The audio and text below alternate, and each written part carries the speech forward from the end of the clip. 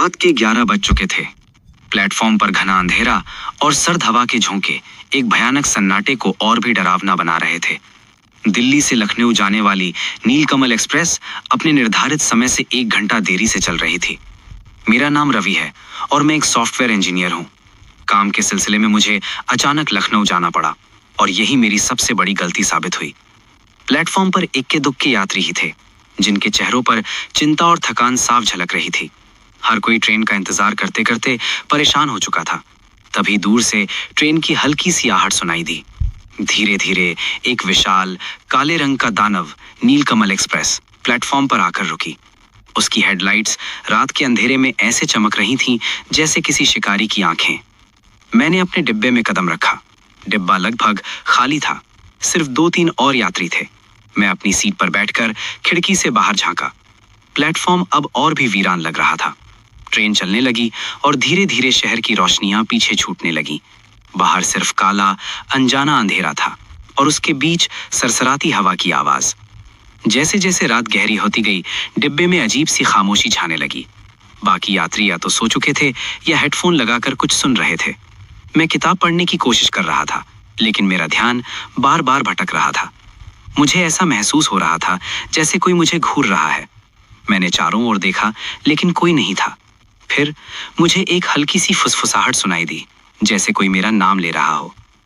रवि, रवि। मैंने कान खड़े किए।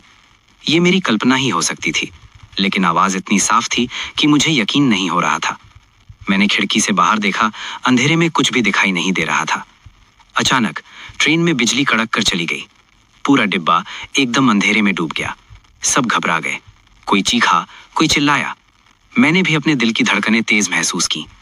अंधेरे में मुझे फिर से वही फुसफुसाहट सुनाई दी, इस बार बहुत करीब से। रवि, हम आ गए हैं रवि। मेरे रोंगटे खड़े हो गए। मैं समझ नहीं पा रहा था कि क्या हो रहा है। तभी मैंने एक ठंडी कीचड़ भरी गंध महसूस की जो डिब्बे में फैल रही थी। ये किसी सड़े हुए तालाब से आने वाली गंध थी, लेकिन इतनी तेज कि दम घुटने लगा। फिर मैंने देखा, अंधेरे में मेरी सीट के सामने की सीट पर एक औरत बनने लगी। वो धीरे धीरे साकार हो रही थी, जैसे कोई पानी से बाहर निकल रहा हो। उसकी आंखें खाली और धसी हुई थीं और उसके चेहरे पर एक भयानक मुस्कान थी। उसके कपड़े पुराने, फटे हुए और खून से सने हुए लग रहे थे। मैं चीखना चाहता था, लेकिन मेरी आवाज गले में अटक गई। यात्री अब भी घबराए हुए थे और उन्हें शायद अंधेरे के कारण वो भयानक औरत दिखाई नहीं दे रही थी। वो औरत धीरे धीरे उठ खड़ी हुई और मेरी तरफ बढ़ने लगी।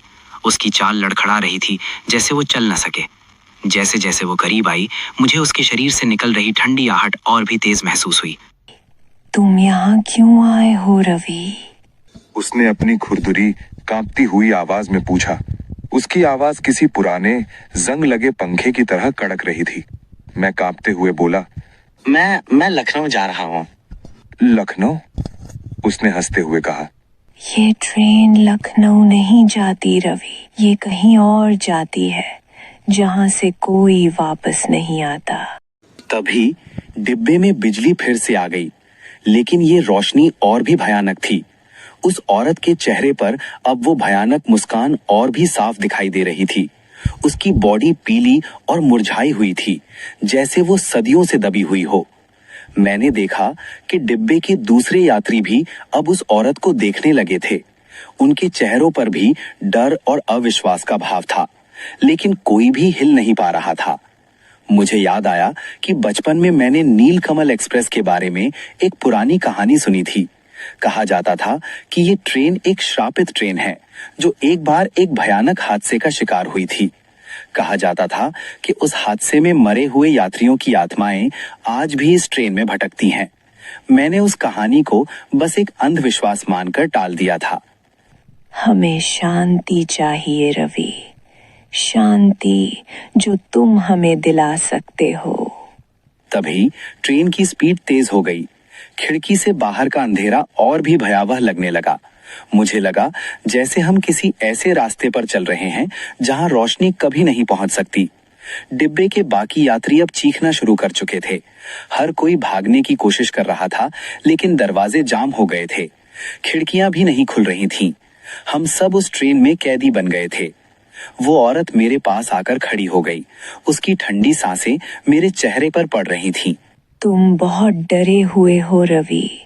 ये अच्छा है। डर ही हमें जिंदा रखता है।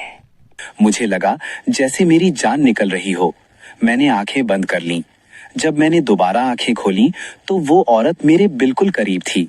उसकी काली खाली आंखें मुझे घूर रही थीं। तुम्हें भी हमारे साथ चलना होगा रवि। ये ट्रेन का नियम है। जो इसमें चढ़ता है उसे जाना ही पड़ता है। और फिर एक भयानक चीख के साथ उसने मुझे पकड़ लिया। उसकी पकड़ बर्फ जैसी ठंडी और लोहे जैसी मजबूत थी। मुझे लगा जैसे कोई मुझे खींच रहा है, किसी ऐसे आयाम में जहां से वापसी संभव नहीं। मैंने आखिरी बार खिड़की से बाहर देखा। दूर, बहुत दूर मुझे एक मंद सी रोशनी दिखाई दी जो शायद दिल्ली की तरफ जा रही थी। लेकिन हमारी ट्रेन उस रोशनी से बहुत दूर उस अनंत काले अंधेरे में समा चुकी थी। अगली सुबह जब नीलकमल एक्सप्रेस लखनऊ के स्टेशन पर पहुंची तो डिब्बा खाली था। सिर्फ कुछ बिखरी हुई चीजें और एक अजीब सी ठंडी हवा बाकी थी। रवि की सीट खाली थी। उसकी तलाश जारी रही लेकिन उसका कोई सुराग नहीं मिला। आज भी जब नीलकमल एक्सप्रेस रात के अंधेरे में अपने सफर पर निकलती है तो यात्री कहते हैं कि उन्हें एक अजीब सी फुसफुसाहट सुनाई देती है।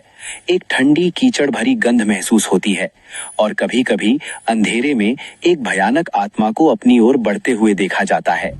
ये रेल का श्राप है जो यात्रियों को अपनी यात्रा पर ले जाता है। ऐसी यात्रा जहां से कोई वापस नहीं आता।